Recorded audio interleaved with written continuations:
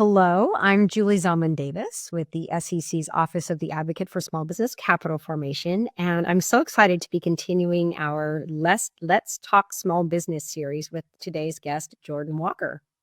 Jordan and I first met when you agreed to be a panelist for our Small Business Forum back in 2022, I guess it was. And you brought such excellent perspectives during that forum, and you've been so great about keeping in touch with the office and bringing, periodically you give us a call and give us some feedback on what you're seeing in Jacksonville, where you're a founder. And we just really appreciate that. And I'm really looking forward to our conversation today. So I'm going to turn it over to you, Jordan, to introduce yourself. But before I do that, I have to give the standard SEC disclaimer, which you may recall, is that everything I say today is on my own behalf as a staff member of our Small Business Advocacy Office, and it does not necessarily reflect the views of the commission, the commissioners, or my colleagues on the staff. So with that out of the way, when you first came to our office, to our attention back in 2022, you were working on a startup called Yak, and now I believe you're focused on Backtrack. So maybe you can tell us a little bit about your entrepreneurial journey and just generally introduce yourself. Yeah, absolutely. Well, first things first, Julie, thank you so much for having me on. I'm really excited to be here and chat for a little bit. But to kind of dive into my story, I think it's pretty unique and interesting. From a really young age, I knew that I think I always wanted to be an entrepreneur. I was trying to, flip baseball cards or Pokemon cards when I was a little kid with my brother and sister. So I was getting involved in whatever I can. But, fast forward to the more recent years, right? You mentioned we were working on our first product called Yak, the asynchronous voice messaging platform. And that's how we originally got connected. And, that was a blast to work on. And now we're on our second product, which is called Backtrack. And, it's what we would call an AI sales assistant for people who attend trade shows and in-person sort of meetings and conversations. And it's been absolutely, incredible to work on. We've been fortunate enough to have been featured in some really awesome press. We've raised some venture funding for the business. And, outside of that, I'm also a technology advisor to the city of Jacksonville. I enjoy helping other startups in my spare time. And then personally, I like sports. I like being outside and doing whatever I can. So I'm a pretty active guy. Well, that comes across in the many times we've had to talk. And I love that the interesting turns that life takes you from baseball cards, knowing that you're always going to be an entrepreneur, and here you are.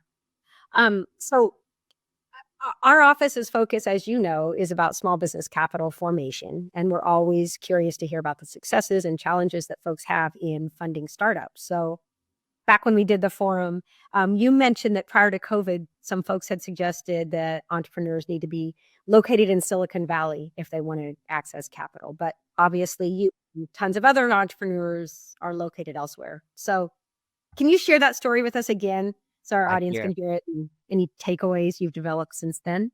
Yeah. So the context that I think that's really important to give here is when I started on my, call it, serious entrepreneurial journey, I didn't have the background that you think of when you think of venture-backed startups.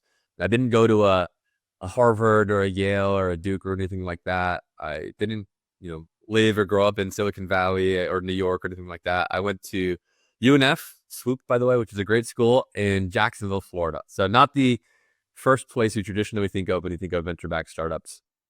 And, when we were getting going, we were building a tool that was for remote work, right? And so what we said to ourselves is, look, we're gonna stick this thing out no matter what here, because, well, hey, we have to dog food our own product. We have to practice what we preach to show that you can really build a company from anywhere in the world.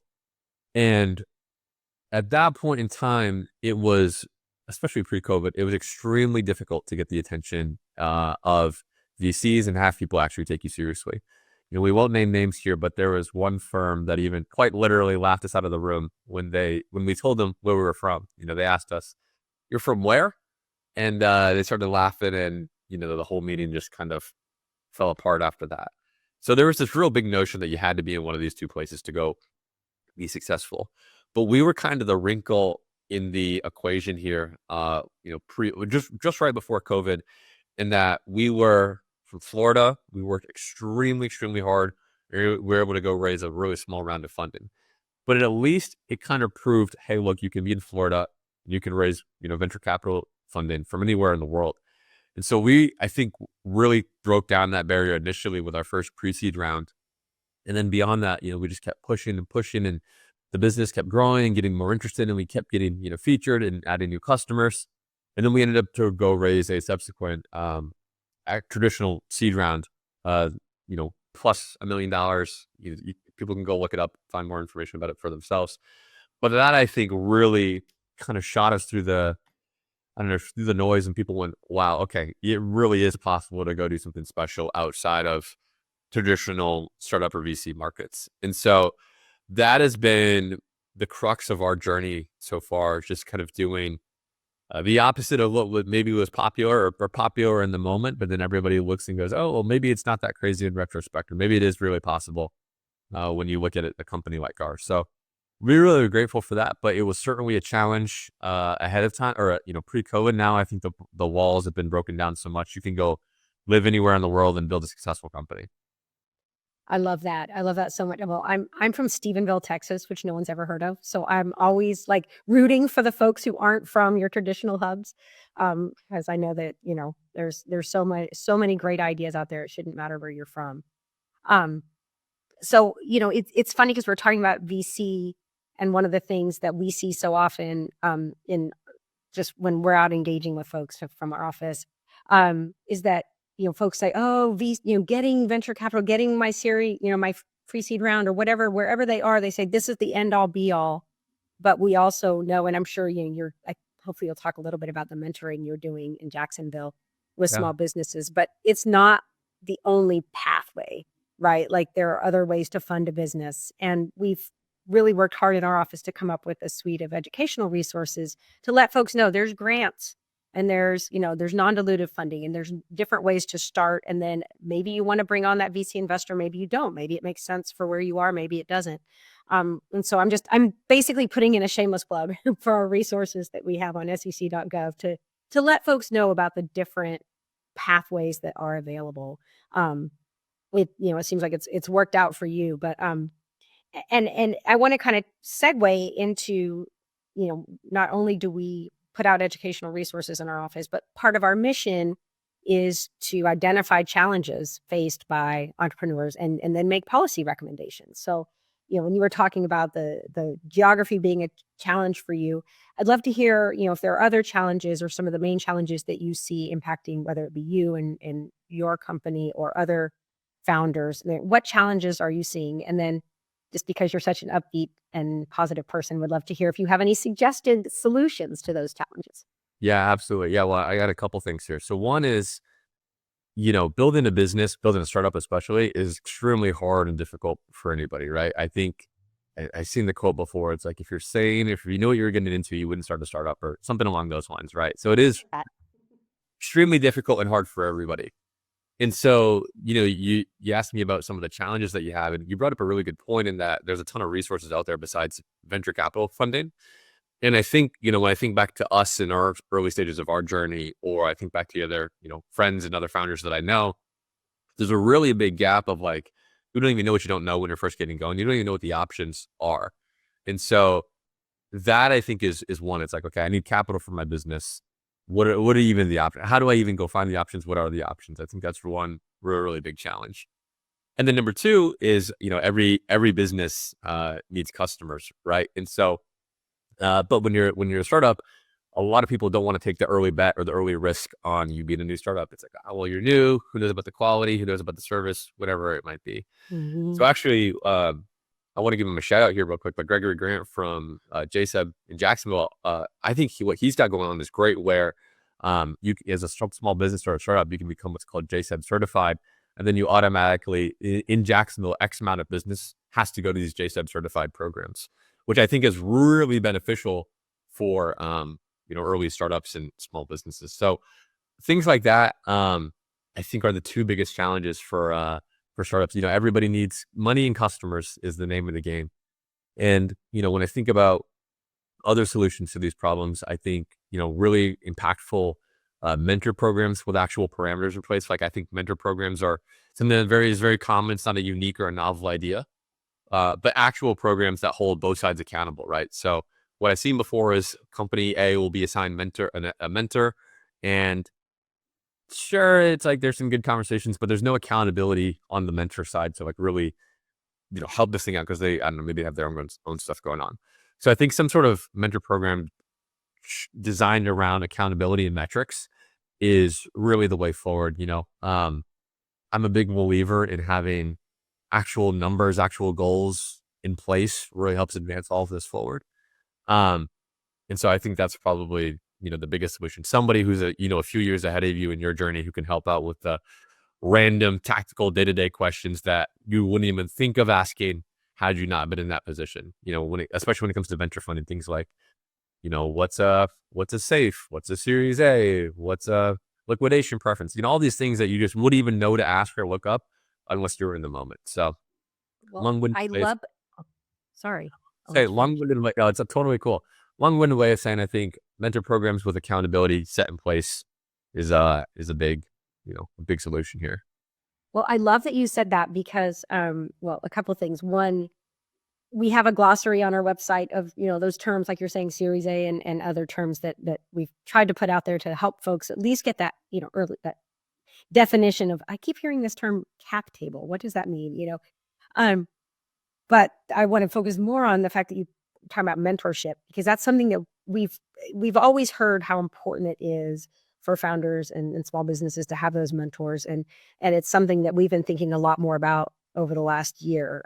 Our new director, Stacy Bowers, came in and really wanted to focus on the mentorship piece. So I love that that's something that you came to us independently. So anyway, definitely. I know you already know we put out an annual report with policy recommendations, but stay tuned for this year's, because I think we're always trying to bring the things that we're hearing from folks like you and reflect those in our recommendations to the extent we're in agreement that it would indeed Yeah, help that's so facilitate, awesome. That's so advocate for awesome. small businesses. I think that's what needs to be pushed forward. I think I've talked about it before, but like founders, all founders need every piece of whatever in their corner, every resource, every person in their corner as much as possible. So that's awesome to Well, hear. Kudos to you guys for that. Well, I know you're a big advocate for small businesses in Jacksonville, and you're in their corner. Just it's very obvious you're quite a cheerleader for what's going on there. Can you talk a little bit about what's going on in Jacksonville? I know you touched on it with Gregory and mentoring, but I get the sense there's a whole lot. There's a lot going on in Jacksonville. There really is. I think Jacksonville is one of those cities where it's primed to become the next, call it big city, if you will, in terms of tech and small businesses and startups and everything in between. And there's a lot of people that are really pushing the pace in Jacksonville. Just to name off a couple names, I think of, I will only give their first names, but Jim, Pete, Randall, Kelly, like all these people, they know who they are. They're doing some really, really incredible work. And Jacksonville is a prime location. I mean, there's a beach, there's a river cutting right through downtown. There's a lot of land, there's a lot of opportunity. There's an NFL team, and so there's tons of things to do. So I'm really bullish on the city. I think what's happening is really special, and it's going to continue to be really special. And there's a lot of really great people in place who are just pushing and pushing and pushing day in and day out to make it really, really happen. So I'm excited for it. I'm pumped about it. It gives me a lot of energy and a lot of life. And I like too that it's not, again, your traditional Silicon Valley sort of place. It's this not completely random, but this random city, relatively speaking, where you go, well, shoot, what's going on down there? Well, maybe I need to, what did I not know before? So I like that. I like kind of being the underdog.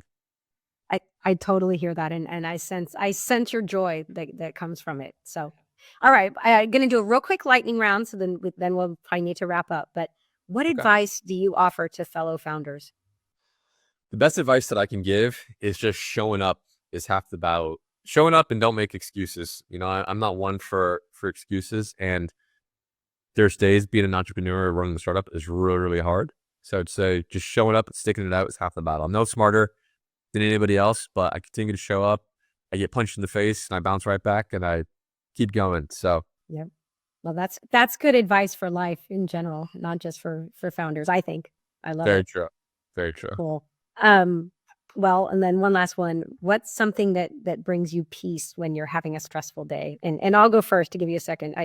I was just thinking this morning how, like, I just love to get out on my bike. I bike to work and back when I go into the office, and then from having a tough day, just getting out for a ride in the air, regardless of the season, unless it's too cold. That's something that I really enjoy. So I'd love to hear if you have anything like that Yeah. brings you that There's peace. two answers. There's two answers that I'll give you here. One is more personally, but like I go, I was just talking about it with my friend Randall the other day. I think back to my why. So every entrepreneur that I know has a why for like why they're doing this thing. And so in the hard moments or the bad days, whatever, I think back to my why. It's like, okay, maybe I'm mad, maybe I'm upset, whatever. I think back to my why and I go, okay, this is why I'm doing this thing in the first place. And that kind of carries me through. But then beyond that, sort of for physical activity, I do jujitsu. I really enjoy jujitsu. So like I'll go to the jujitsu gym, and once you're on the mats, that's all you can really focus on. And it's a lot like the human version of chess in a sense. So that really takes my mind off things, and I really enjoy doing that as well. So I'd say that those two activities really carry me through it on some days. I love it. I love it. Well, the why is that you are awesome, and I'm just so glad that we got to talk to you today. I always learn something whenever we get the chance to catch up, and I'm pretty sure our listeners will too. So thank you so much for taking the time, and it's just been a real pleasure. Awesome. Joy, I appreciate you having me on so much, and I can't wait for the future. Me too.